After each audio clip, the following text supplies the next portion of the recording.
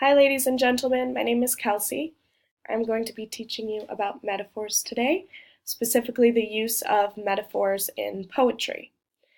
Um, Now, metaphors aren't only in poetry. We see metaphors all the time. They can be very useful tools to use in argumentative writing, informational writing, narrative writing. All of the pieces that we've been working on, metaphors can be very useful within those pieces as well. So you don't have to stick to using metaphors in poetry. As many of you know, a metaphor is a figure of speech that describes an object or an action in a way that isn't literally true, but helps explain an idea or make a comparison. So it's helping the reader gain understanding by comparing what you're talking about to something completely different. It's sounding literal, but it's not literally true. For example, we see metaphors and hear metaphors all the time. We hear them in songs, like love is a battlefield, Bob is a couch potato. The human sitting on the couch is not literally a potato on the couch. Baby, you're a firework.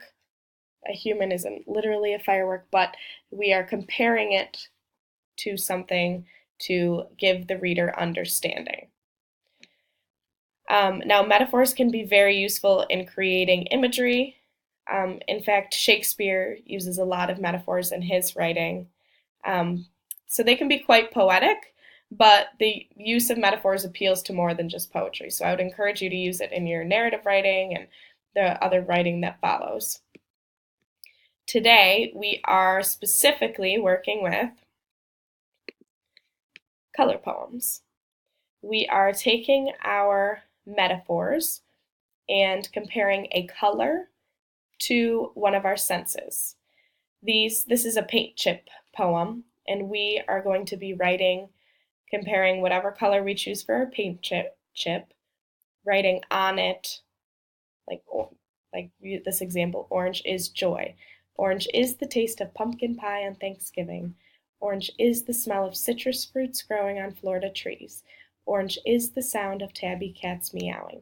Now, this is a metaphor because it does not use the words like or as. A metaphor and a simile can be confused very easily, but similes are very similar to metaphors, but metaphors are not similes. A metaphor makes a comparison by stating that one thing is something else, but a simile states that one thing is like something else. Like a simile is she is as cute as a button, where a metaphor says that Bob is a couch potato. So they can be very similar, but a metaphor is saying that it actually is that. It's an idea that is used as a symbol of something else. So we are going to use metaphors in our poems today. I have attached a bunch of paint chips. I went to Home Depot and oh boy. I went to Home Depot and got pictures of a bunch of paint chips that I have attached.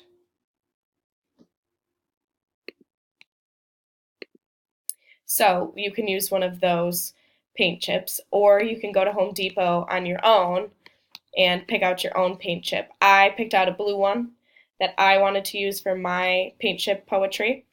You can pick any of the paint chips. I tried to pick a wide range of purples and blues so that you weren't just stuck with pink if you didn't want pink.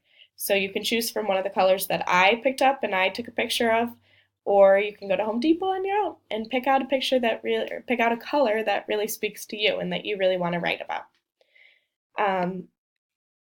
So we are going to use a graphic organizer, Sensory Color Poems, and this will just help us get started. It'll help us organize our thoughts.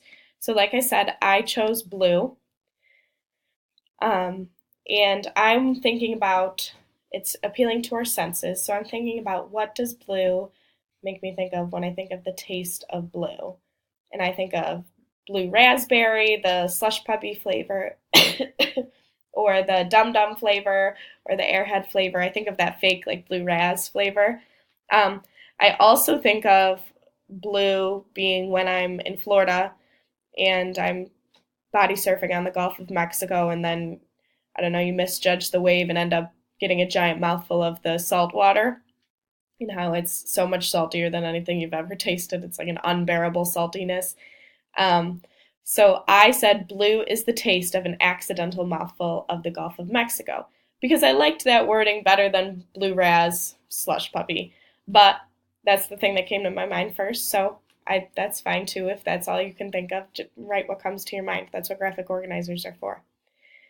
And then I would move on to the smell. And when I think of the color blue, when I do my hair, like sometimes when I curl my hair, I use Moroccan oil. It's a brand. It's a blue bottle. So when I think of smelling the color blue, I think of that Moroccan oil brand hairspray. It all smells the same. Like whether you use their conditioner, shampoo, whatever, it all smells the same.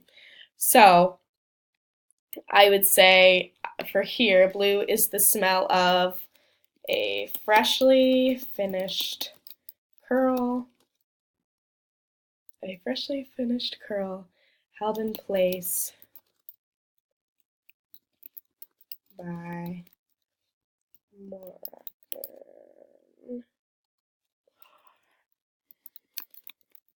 Moroccan oil. Now, it also makes me think of the smell of the ocean, but I already used that, so I'm trying to compare it to other things. And now, so I would go through, I would fill out, it's the feel of, it's the sound of, it's the sight of. Blue makes me think of when I was studying in New Zealand, they have the tiniest penguins in the world. They're called the little blues. And this is what they look like. They're absolutely adorable. So when I think of seeing the color blue, I think of all these teeny little penguins coming in at night. They come in at night and they go to sleep, and they stand on the coast and they pitter-patter their little feet back and forth as they wait for their mate, their one partner. And then once their partner comes in with a different wave of penguins, they meet with their partner and then they both go off to their little resting place and then they sleep. So I think of these, they're called little blues, is their nickname, these penguins, the smallest penguin in the world. I think of seeing the little blues come in and wait for their partner and go to sleep at night. So I'm going to say blue is the sight of the tiniest penguin in the world surfing to shore. Where'd it go? Oh, it's off the edge. Well, the tiniest penguin in the world surfing to shore, waiting for its mate before bedtime. So that's what I would write for that one. Now, blue is a color that I really like. It has a lot of connections to nature and a lot of connections to myself, my own life. So that's why I chose blue. I purposely picked a color that I know I can write about and that I have a lot of connections to. You are going to want to pick something that you know you have a lot of connections to and you can write about. Now, so go through those paint chips and see which color is most appealing to you, which color makes you think of the most things. This is very similar to the show don't tell that you were working on for your narrative writing. It's very similar to the imagery that Emma was talking about in the lessons previous to mine. A lot of you were really good at your show don't tell writing, so I'm excited to see how you use your metaphors as well. Metaphors are saying that something is completely different than what it actually is, to give the reader a picture, something they can feel, smell, taste, to strengthen the point you are trying to create. Now, it's important to note that a metaphor helps to show, not tell, but it's different than imagery because imagery consists of description using the 5 senses. I know this could be confusing because we used our 5 sense organizer, but this is comparing it to a sense used to evoke an emotion. It's the comparison that's the important part of the metaphor. So then imagery is not using a comparison, metaphors are using the comparison.